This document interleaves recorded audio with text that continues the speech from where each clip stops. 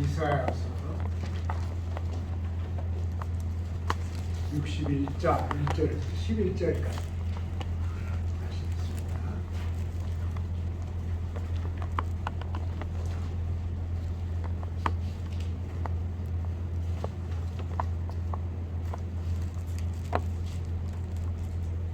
여호와의 영이 내게 내게 내리셨으니 이는 여호와께서 내게 기름을 부으사 가난한 자에게 아름다운 소식을 전하게 하려 하심이라.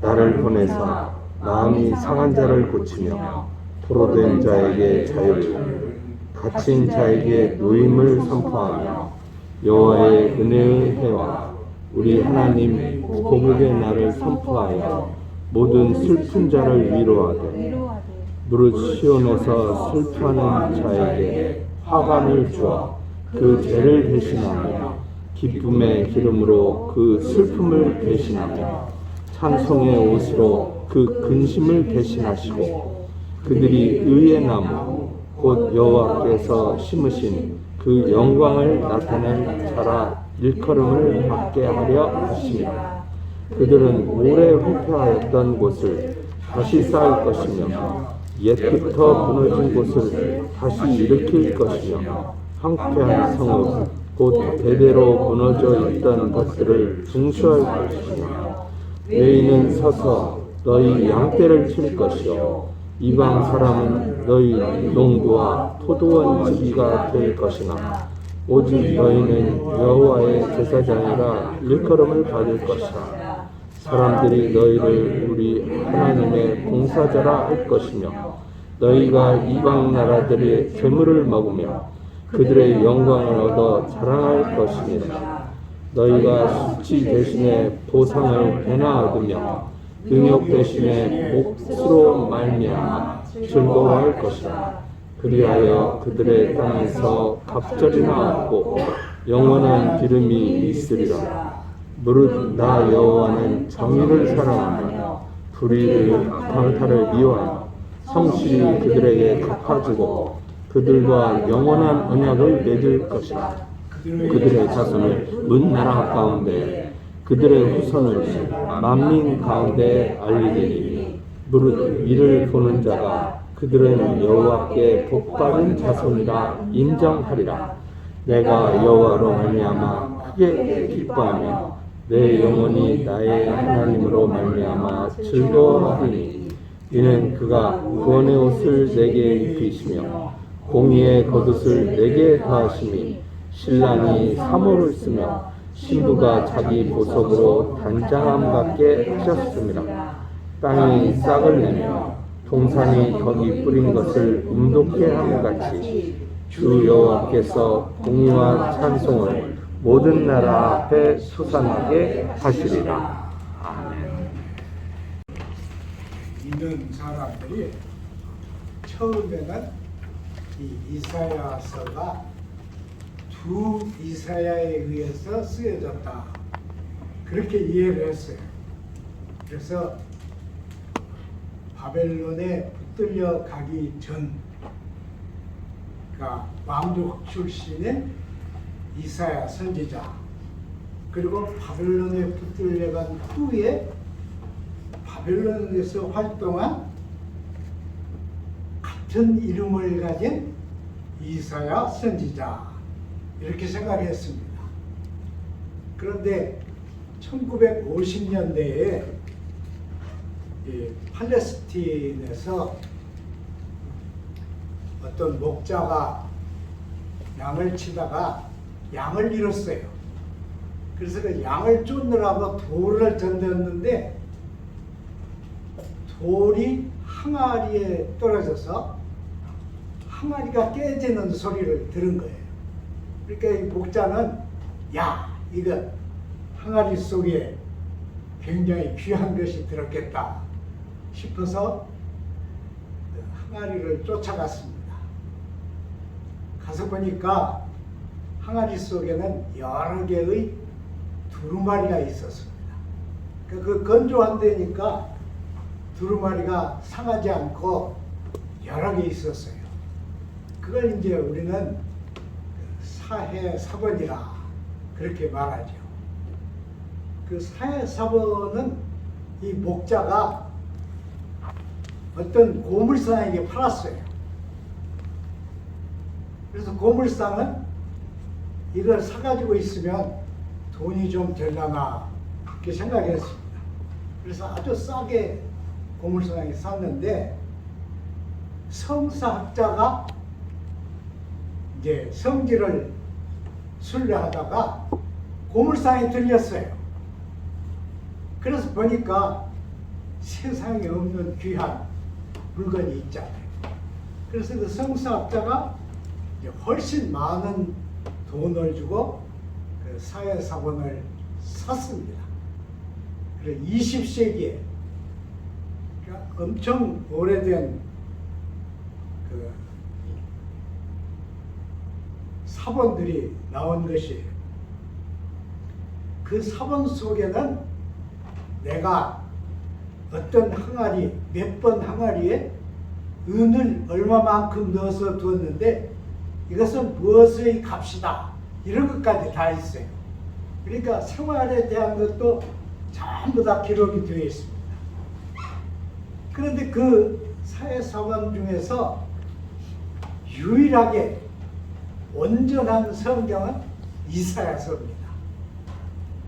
그 사해사번에서 나온 이사야서 두루마리는 지금도 그대로 전시가 되어 있는데 그 이사야서를 사람들이 이제 연구를 했죠. 학자들이 연구를 해보니까 이건 우리가 생각한 것과 다르다.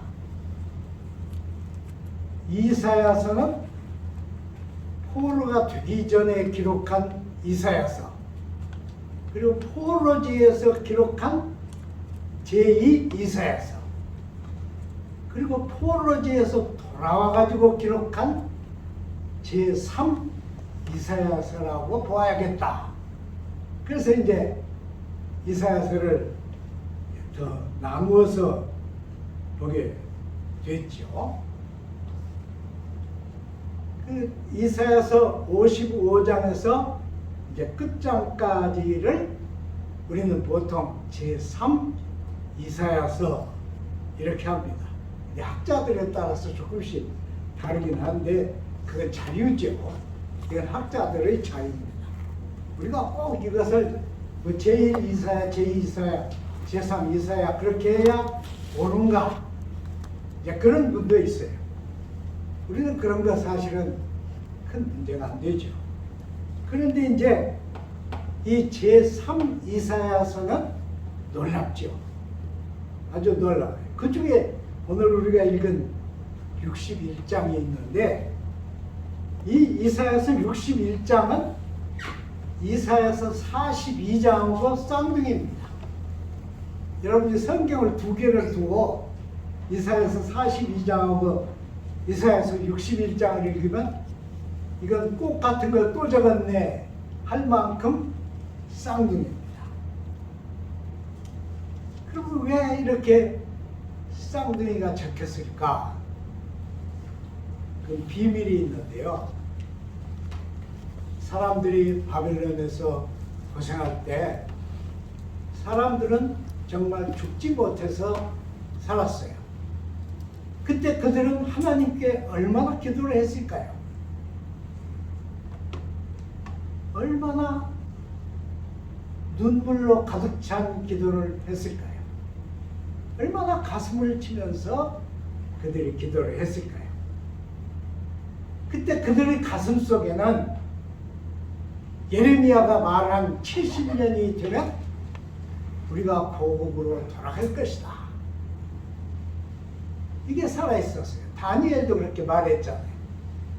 그래서 그들은 고국으로 돌아가면 모든 게 해결된다. 이렇게 생각했어요. 그러니까 고국으로 돌아가는 것이 메시아의 길을 걷는 것과 같다. 이렇게 생각한 겁니다. 물론 그것은 고생하면서 또 기도하면서 이들의 마음속에 생겨난 상상이죠. 말하자면 희망과 환상이었어요. 그래서 다 고국으로 돌아왔죠. 고국으로 돌아왔는데 돌아와서 보니까 어때요? 땅은 포로로 잡히지 않는 사람들이 다 차지했고 집도 그들이 살고 있고 돌아온 이들에게는 아무것도 없어요. 그런데 돌아온 사람들을 본면에서 성벽을 쌓고 성전을 수축하는 거예요. 그것은 주로 제사장들이 앞서서 그렇게 이제 독려를 해서 했습니다. 물론 그 포로로 잡혀가지 않는 사람들은 거기 바벨론이 세워놓은 총독이 있어가지고 총독 밑에서 그대로 살았어요. 그러니까 이 총독 밑에서 산 이스라엘 사람들은 이스라엘이 아닙니다. 이미 이방인들하고 다 결혼했고 이방인들하고 혈통이 섞인 사람들이었어요. 그들이 반대하는 거예요. 왜 너희들이 갑자기 돌아와서 여기에다 성벽을 쌓고 성전이라고 새로 짓느냐? 너희들은 나쁜 놈들이다 해서 방해를 하는 겁니다. 이런 속에서 이제 돌아온 사람들이 사는데, 그러면 돌아올 때 함께 돌아온 선지자가 생각할 때, 그러면 바벨론에서 우리가 받은 선지자의 예언은 무엇이나 하는 거예요. 도대체 우리가 바벨론에서 들은 제2 이사야서에 쓰인 그 희망적인 얘기들, 그리고 여호와의 이상적인 종에 대한 4개나 되는 그 시적인 예언들은 뭐냐는 거예요. 형편없어요. 돌아온 사람들이 걸어서 돌아왔는데 돌아온 생활은 형편없습니다. 또 제사장들은 그들을 가만두지 않아요. 매일 나와서 일을 하라고 독촉을 합니다. 물론 그때는 왕은 없었어요. 그러니까 그 나라를 다스린 사람들은 제사장들입니다. 여러분, 주전 250년부터 제사장들이 이스라엘을 다스렸어요. 그런데 이 제사장들은 전문 정치가가 아닙니다. 그들은 다 종교인들이야. 종교인들이 돌아온 이스라엘 백성들을 붙들고 종교를 회복하기 위해서 노력하는데, 그 노력 속에 함께하는 사람들의 삶은 삶이 아니에요. 그래서 느헤미야나 에스라서를 보면은 자기 자식들을 종으로 미리 팔고 빚을 내서 연명해야 하는 사람들도 있었습니다. 그때 이 이사야가, 제3 이사야죠. 이 이사야가 그러면 하나님이 바벨론에서 예언하신 그것은 뭐냐 이거예요. 우리는 도대체 뭐냐? 예언이 거짓말이냐? 하나님이 거짓말을 하셨느냐? 이래서 이 선지자가 분명히 일어서서 하나님이 어떤 분이신가? 우리는 앞으로 어떻게 될 것인가? 우리에게는 무엇이 있는가? 우리의 신앙은 무엇인가 하는 것을 밝히는 것이 사실은 이사야서 61장입니다. 그러니까 바벨론에서 이사야가 받은 예언은 미래에 되어질 일입니다. 근데 이 미래에 되어질 일을 받아가지고 사람들은 머릿속에, 상상 속에 고국으로 돌아가면 거기는 정말 하나님이 다스리는 하나님의 은혜로 가득 찬, 그리고 외국에서 겪지 않은 그런 삶이 있을 것이다 생각했는데, 그것은 자기들이 만들어야 할 일이었어요. 사실은 목숨을 걸고 그들이 만들어야 할 일이었습니다. 그러니까 이 선지자가 깜짝 놀란 거예요. 깜짝 놀라서 그러면 이사야서 42장 이하에 있는 4개의 이상적인 종 얘기는 뭐냐 하는 거예요 도대체. 그 고민 속에서 자기가 이제 깨닫는 것이 이것은 어떤 가상적인 인간에게 내리는 예언이 아니다. 이것은 야훼 하나님과 통하고 있는, 야훼 하나님과 영적으로 통하고 있는 모든 인간들, 그러니까 하나님의 모든 종들, 하나님을 하나님으로 믿는 모든 종들에게 하시는 말씀이다. 이래서 이사야서 61장에 이런 말씀을 기록한 것입니다. 그러니까 이 사람은 이사야서 42장은 미래에 나타날 어떤 메시아, 어떤 하나님의 종, 어떤 하나님의 이상적인 종, 그렇게 해서 기록한 것이고, 61장은 그럼 그 하나님의 종은 누구냐? 이 질문이에요. 하나님의 종은 어디에 있느냐? 하나님이 자기를 부르셨는데, 이 제3 이사야가 생각합니다. 하나님이 자기를 선지자로 부르셨는데, 그러면 이 하나님의 말씀은 누구에게서 이루어져야 하겠느냐? 자기가 그 사명을 짊어져야 하지 않는가 하는 거예요. 하나님의 종들, 어디 자기 이상적인 하나님의 종들이 아니라 실제로 살고 있는 하나님의 종, 내가 이 일을 해야 할 사람이 아니겠느냐. 그래서 뭐라고 해요? 내게 하나님의 영이 내리셨다 그랬잖아요. 내게 하나님의 영이 내리셨다. 그래서 이사야서 42장에 있는 말씀과 같이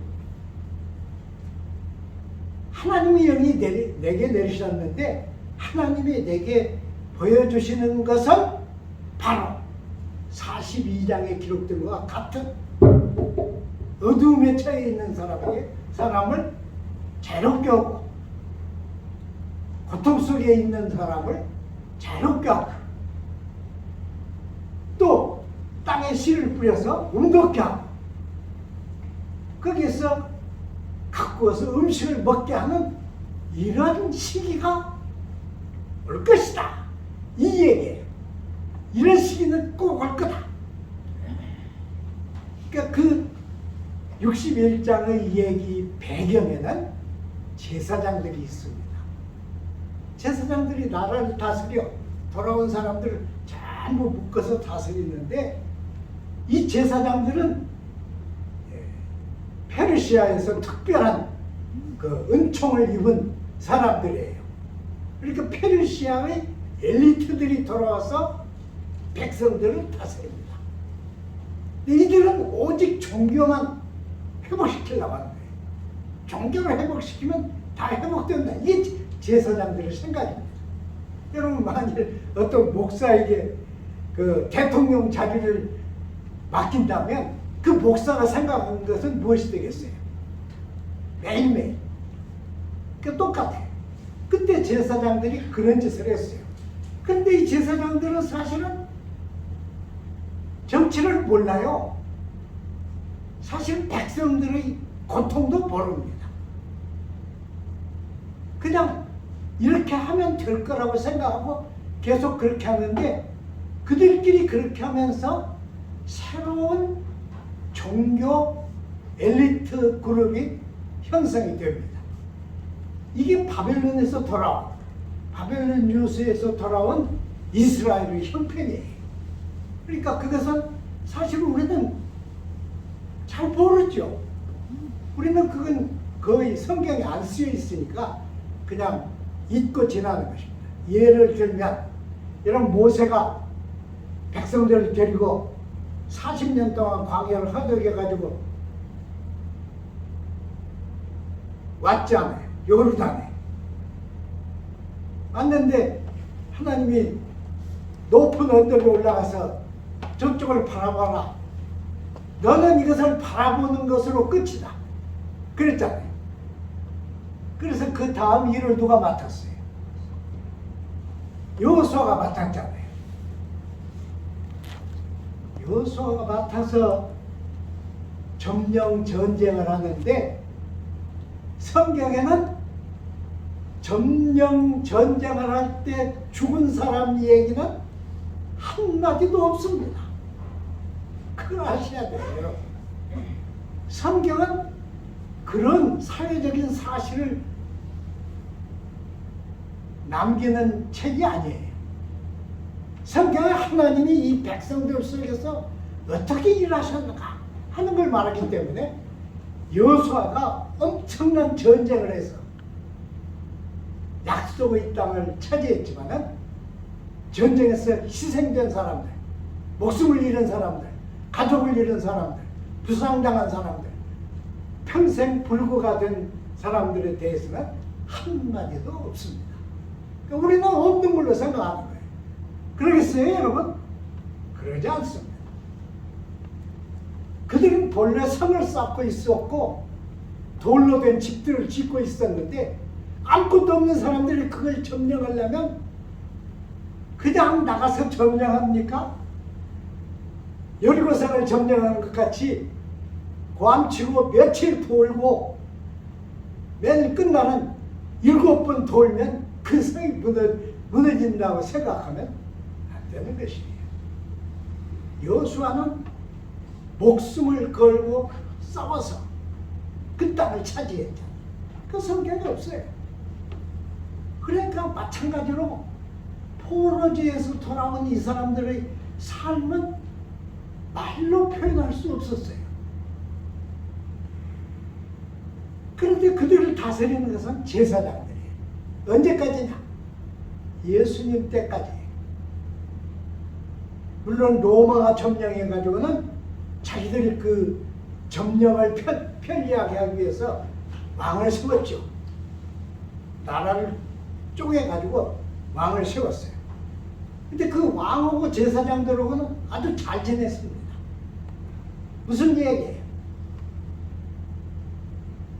외세가 점령을 해도 이 제사장들은 자기들의 지위를 잃지 않기 위해서 외세와 타협하고 그들이 요구하는 걸 해주고 그리고 자기들은 백성들 위에 신흥 계급으로 다스리는 계급으로 남았습니다.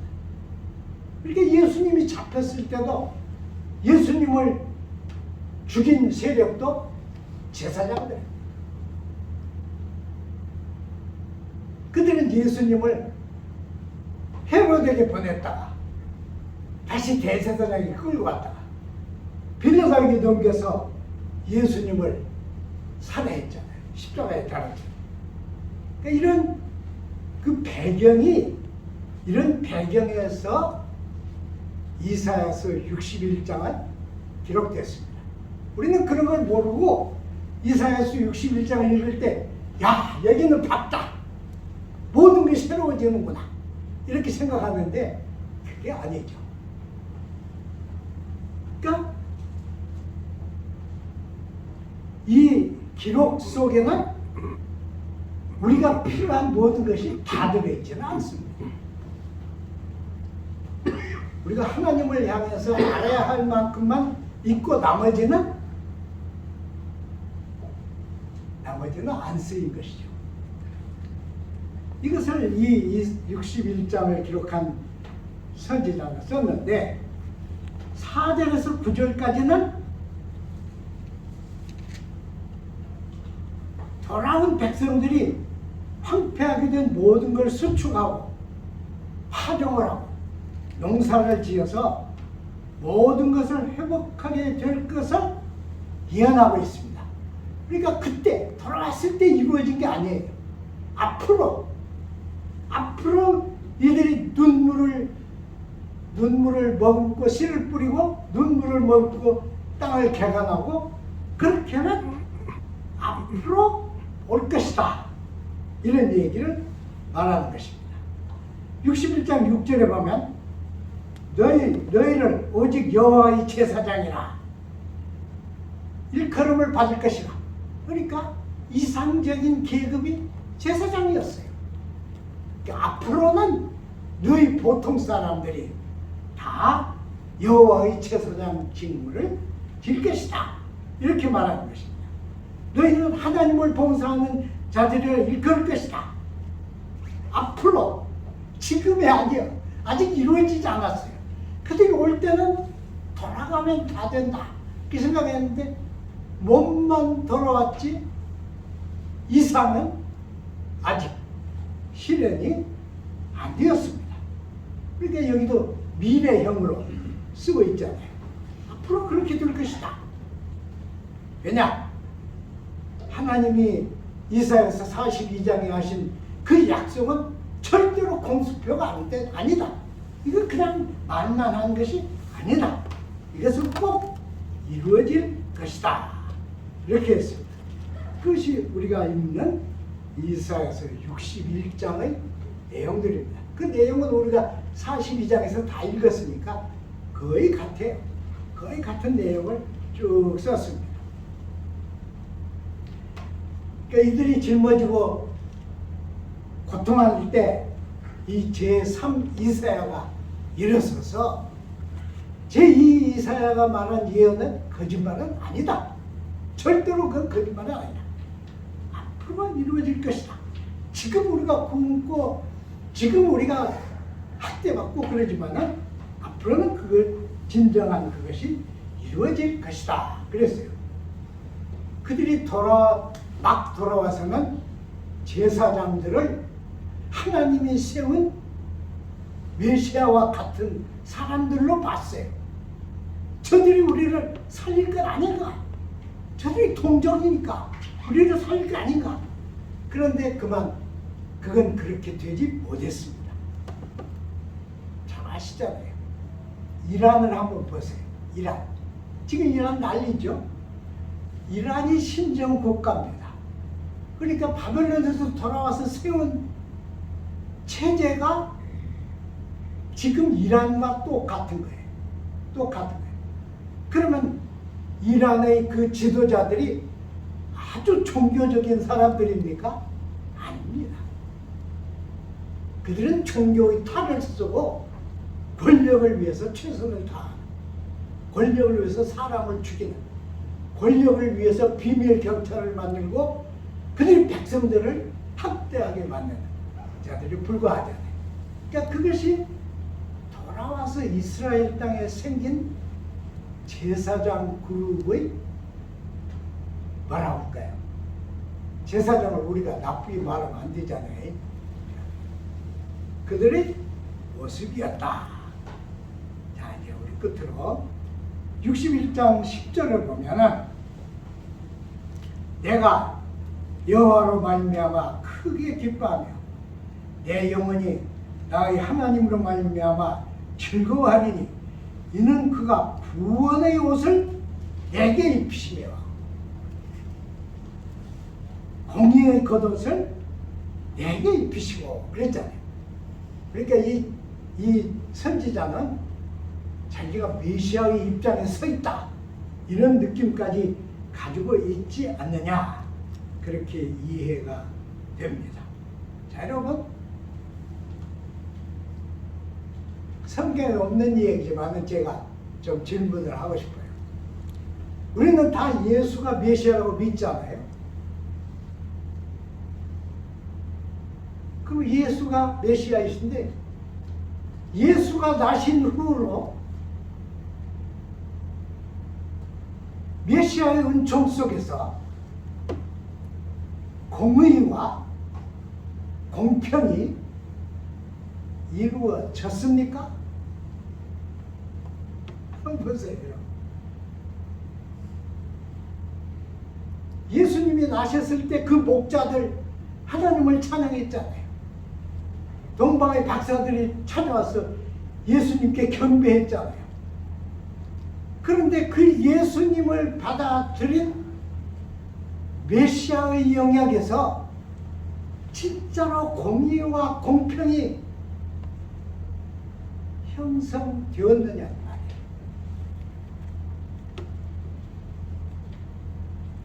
어디에? 예수님 메시아가 오신 후에 어디에? 예수님이 말씀하신 그 공의와 공평이 살아있는 사회가 생겼습니까? 없었어요. 안 생겼어요. 그럼 어쩌다는 거예요? 공의와 공평을 예수님과 함께 죽여버렸잖아요.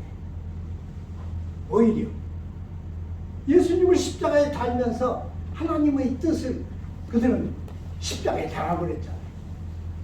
우리는 예수님이 메시아다. 예수님의 십자가가 우리의 죄를 대속했다. 그렇게 믿지만은 이것은 우리의 믿음이지. 그렇게 믿는 사람들도 정말 공의와 공평을 위해서 목숨을 거는 일은 아직 안 일어났어. 그러니까 우리가 솔직하게 얘기를 하면 예수님의 구원의 은총도 무엇인가가 삼켜버렸어요. 무엇이 삼켰어요? 여러분 이걸 아셔야 합니다.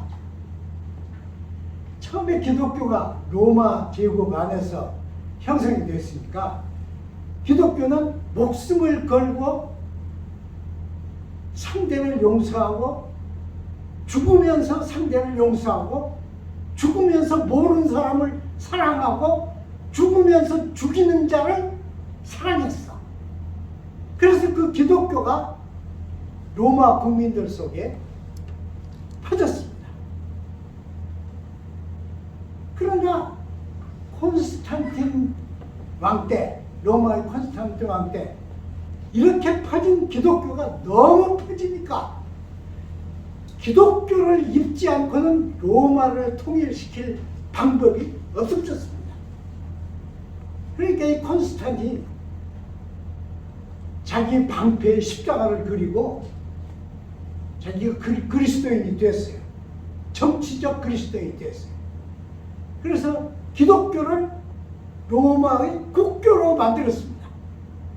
기독교를 통해서 로마를 통일시키려고. 그런데 로마는 계속 썩어갔어요. 로마 제국은 망했어요. 기독교는 남았습니다. 어떤 기독교가 남았는가? 예수님의 생각과 예수님의 사상을 떠나버린 국가의 권력과 종교 기구를 합친 그런 기독교가 나왔습니다.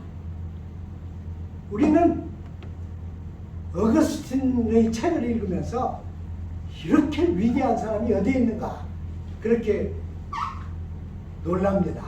저 자신도 그래요. 그 고백록을 보면 말로 형용할 수 없게 기록을 했습니다. 그러나 어거스틴도 마음속에는 기독교가 온 세상을 다스려야 한다. 그래서 신의 도성을 썼잖아요. 그렇게 바뀌었어요. 예수님이 칼과 창으로 세상을 다스리는 예수님은 아니잖아요. 예수님은 자기를 내주고 자기가 지고 매맞고 침뱉음을 당하고 십자가에 달려서 죽기까지 하면서도 하나님을 나타내려고 최선을 다한 예수님이었는데 예수님은 교회의 권력과 어깨를 같이 한 교회에 먹히고 말았습니다. 잘 보세요. 기독교가 힘이 있을 때 사회는 공평했는가? 기독교가 나라들을 다스릴 때 기독교 국가들에게는 공의가 있었는가? 아니에요. 그들은 더 거대한 권력을 만들고 타락하고 예수님이 십자가에 달려서 우리가 죄사함을 받았다 하면서 죄를 더 짓고 나쁜 짓을 교만히 했습니다. 그 결과 20세기와 21세기에 들어오면서 세상은 기독교를 밟았습니다. 이제 기독교가 정말 모든 걸 탈탈 털고 예수의 자세로 서지 아니하면 기독교가 갈 길은 없습니다. 이걸 아셔야 돼요. 그런데 교회들이 정신을 안 차려요. 교회는 그냥 사람들 모아가지고 돈 많이 거두고 돈으로 작당들 하고 이것이 교회라고 생각하니 이것은 말도 안 했죠. 사실은 이사야서 61장을 쓴 그 선지자는 아직 메시아의 은총이 우리를 충만케 하지 못했다. 그게 그 사람의 기록입니다. 앞으로 빛이 비출 것이다.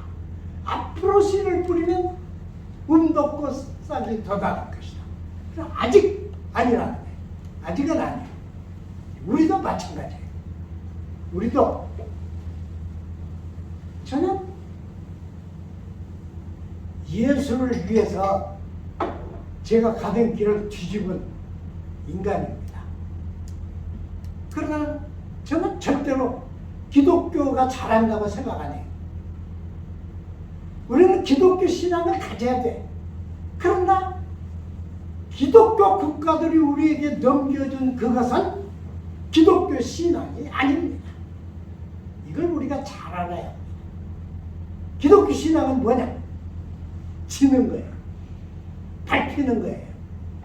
남이 달라면 주는 거예요. 남이 요구하면 뺏기는 거예요. 그러니까 진짜 교회는 이 미래 교회가 진짜 교회예요. 아무것도 없잖아요.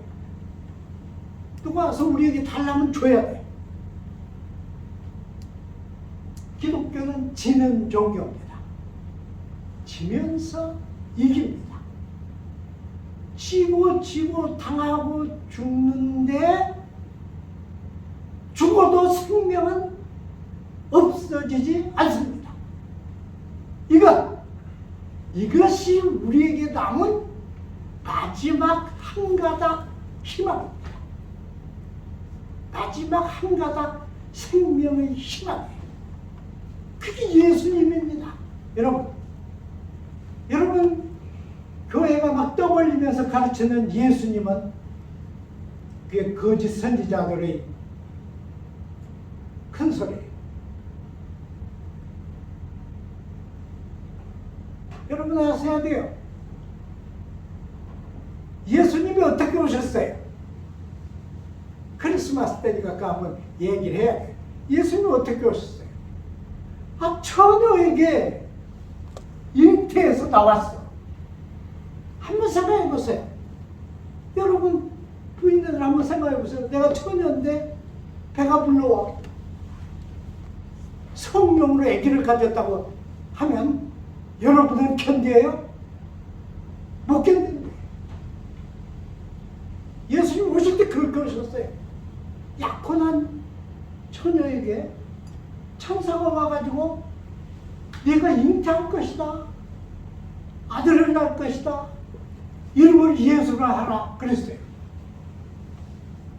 얼마나 미친 짓이에요. 미친 천사예요. 안 그래요 여러분? 미친 천사예요. 근데 마리아는 어떻게 했어요? 마리아는 그것이 하나님의 뜻이라면 내가 어떻게 그걸 거부합니까? 하나님의 뜻으로 받아들이고 죽기까지 순종을 한 것이 마리아입니다. 그 배에서 예수가 태어납니다. 예수는 하나님의 아들, 하나님 아버지, 하나님 아들, 하나님 성령 삼위일체지만은 예수는 이렇게 세상에 들어오셨어요.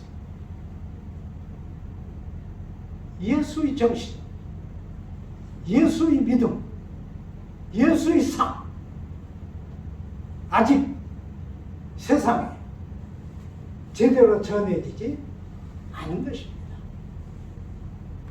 바꿔치기 했어요. 도둑질했어요. 이것은 우리 하나님을 향해서 모든 걸 참는 우리에게 마지막 남은 오직 한 개의 생명줄입니다. 생명줄이. 우리는 글로 가는 것입니다. 글로 가는 거예요. 그때 어디서나 예수의 이름을 부르는데 공의가 내가 내 이익을 위해서 내 마음에 맞게 판단하는 판단이 아니고 공의가 하나님의 시선으로 판단하는 공의가 편만하게 되고 공평이 온 세상을 다스리게 될 것입니다. 그것이 희망이에요. 그것이 소망입니다.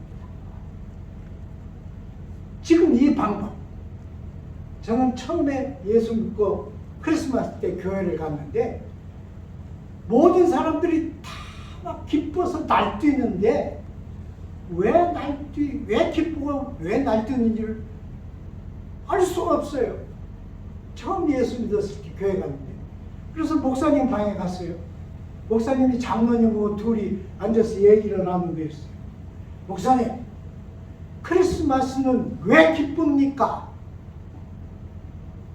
너는 안 기쁘냐? 저는 안 기뻐요. 눈물이 날라고 그래요. 뭐가 기쁜 거예요? 기쁜 이유를 말해주세요. 기쁜 이유를 말해주세요. 그랬더니 사망과 죄와 모든 악과 어두움을 물리치신 예수 그리스도께서 나셨으니 이게 안 기쁘냐? 이러셨어요. 지금도 저는 있잖아요.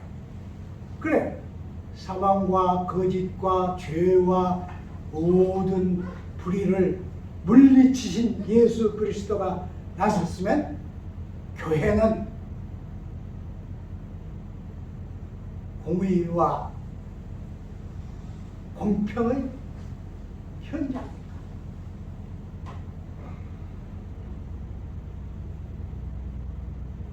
이 질문을 해야 돼. 우리는 그렇게 기뻐하는 게 아니에요. 왜 기쁘냐?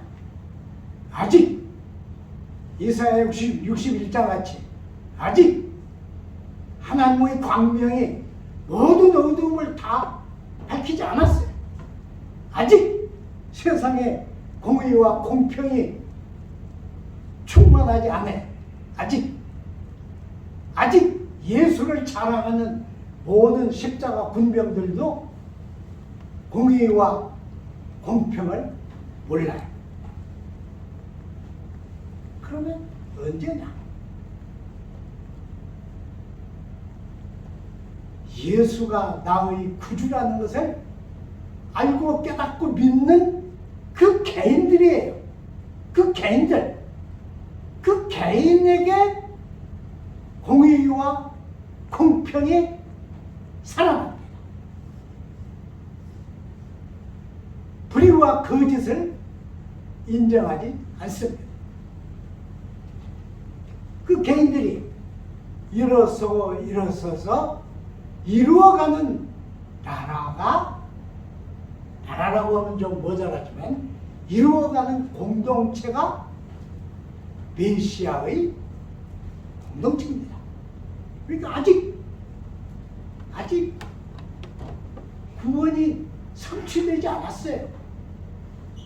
여러분 성취됐습니까? 성취되지 않았어요.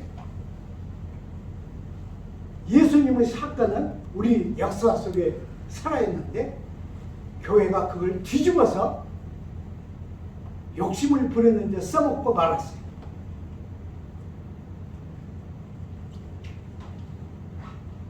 그러니까 우리의 기쁨은 반대입니다. 우리의 기쁨은 이 오는 주일이 크리스마스예요, 여러분. 오는 주일 크리스마스인데 사람들 보고 같이 야 기쁘다. 뭐 선물도 있고 뭣도 있어서 기쁘다. 이게 아니죠. 우리는 크리스마스가 오기 전에 내가 공의와 공평을 도우는가? 공의와 공평을 사랑하는가? 공의와 공평을 다른 그 무엇보다 가장 앞에, 가장 높이, 가장 첫째로 세우는 사람인가를 물어야 합니다. 저도 저에게 물어야, 여러분도 여러분에게 물어야 합니다. 그래서 그 공의와 공평의 기백이 이 공동체에서 솟아나 누리에 퍼지고 온 시내에 퍼지고 온 국가에 퍼지고 온 세계에 퍼져야 그리스도가 실패한 인간들, 짓눌린 인간들, 인간 대접을 받지 못하는 인간들, 인간이지만 인간 취급을 못 받는 인간들 앞에 구주로, 구세주로, 생명의 주로 오시는 것입니다. 이게 크리스마스예요. 아직 여러분 꼭 기억하셔야 돼요. 아직 우리가 이 정도 이렇게 잘 입고 나가서 교회에서 큰 소리 치고 이 정도로 메시아가 나의 구주가 되신 것이 아닙니다. 하나님의 공의와 공평, 어디서도 찾을 수 없는 여호와 하나님의 공의와 공평, 그 길을 닦으신 분이 예수예요. 이사야 61장의 얘기가 바로 그겁니다. 아직 이루어지지 않았지만은 온다. 앞으로 온다. 42장이 얘기한 예언은 절대로 거짓이 아니다. 성경이 얘기한 예수에 대한 얘기는 절대로 거짓말이나 꾸며낸 얘기가 아니다. 올 것이다. 오고 있다.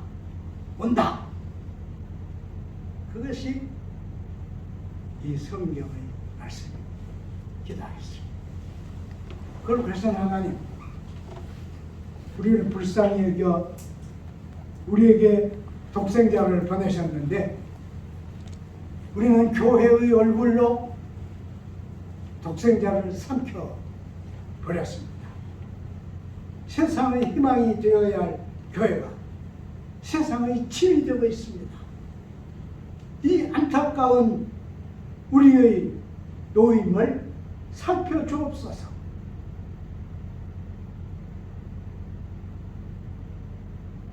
주님이 진실로 우리에게 하늘의 공의와 공평을 이루시는 주님이 되시기에 우리 각 개인의 삶 속에 오시고 우리의 생명 속에 오시고 우리의 영혼 속에 오시옵소서. 예수님 이름으로 기도드리나이다. 아멘.